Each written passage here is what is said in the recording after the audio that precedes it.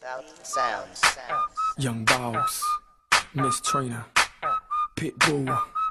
Let's show 'em how we get down. I party like a rock star, look like a movie star, play like an all-star, like a porn star. Baby, I'm a superstar, always posted at the bar, always with a couple bras. Maybe I'm just that raw dog. Check the resume, I hit something every day. Ask about me and they say that Chico run MIA. I'm Lance, and today my group will be discussing the cultural differences in greetings. Personally, I relate my culture most directly to being American. Typically, most Americans have a high regard for their personal space, and it makes them feel uncomfortable when people come too close. When I first moved to Miami, the kiss on the cheek made me feel a little awkward, but after seeing how widely accepted this cultural practice is, I now feel just as comfortable giving a kiss on the cheek as hugging. Hi, I'm Natalie. My cultural background is Cuban. Greeting somebody by kissing them on the cheek is a normal social pattern for Cubans. We're very touchy and cariñosa. Anything other than a kiss makes me feel uncomfortable, especially a dry hug. I feel like there's no emotion in it. I've never been to China, but I can't even imagine what it's like for an Asian person to bow at you.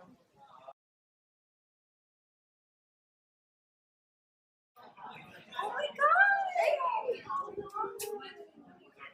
How's your mom? Good. ¿Y tu papá? Bien. Ay, good. My friend. Daddy. My friends are cool. Yeah. Hey guys. Hi. How are you? Long time no see.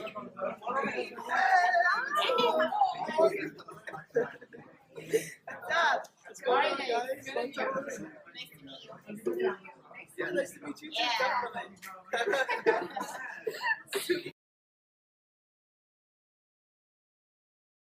I'm Darianne Phillips. In my culture, we're considered low context because in Jamaican gatherings, we do mean what we say. Everything tends to run on time. If I say that I'm going to be somewhere around 3 o'clock, at 3 o'clock, I'm going to be there exactly at that time. Hi, my name is Jackie, and I come from a Cuban background. It's a very high context culture because we don't really mean what we say. If we say we're going to meet at a place at 3 o'clock, we actually probably mean 4. And we focus on relationships, and we're very passive. Wow. Where is what happens from?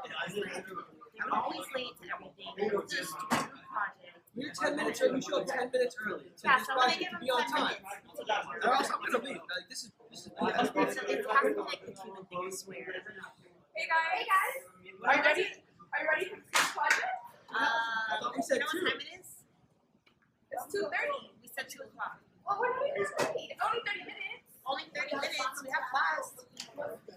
Come on, guys. you want to Come on, guys. 2 is 2. This is like a reoccurring thing. Come on. Okay, next time we'll try to be here like that.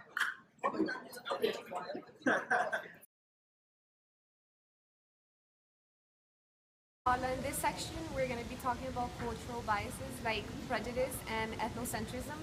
Personally, I'm Colombian, and most Colombians think that Colombia is the best, which makes them ethnocentric. Another topic we're going to be covering is discrimination and stereotyping. Stereotyping are generalizations of a specific culture. For example, Jamaican culture, people think that all Jamaicans are laid back, which I personally know is not true. My grandfather is very hot-headed, strict, and definitely not laid back.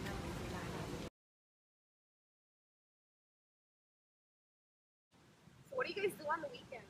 Hang out. Well, you definitely smoke weed. You're Jamaican. And you definitely drink PBRs and live in a trailer. And your dad is definitely a drug dealer. You're Colombian, your dad deals coke for sure. Are you kidding me? My dad's a lawyer. I live in a condo. And first of all, I've never smoked weed in my life.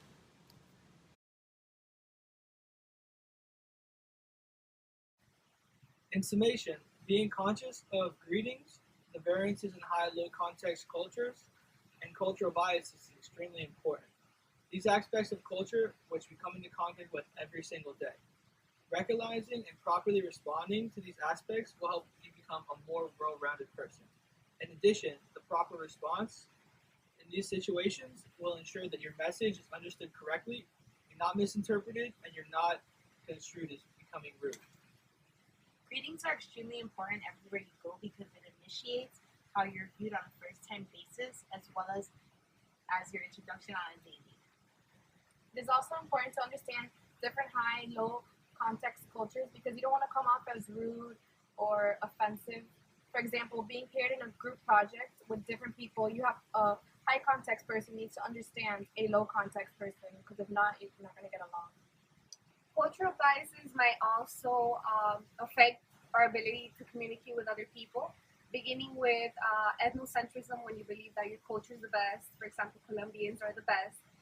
And then that leads into stereotypes.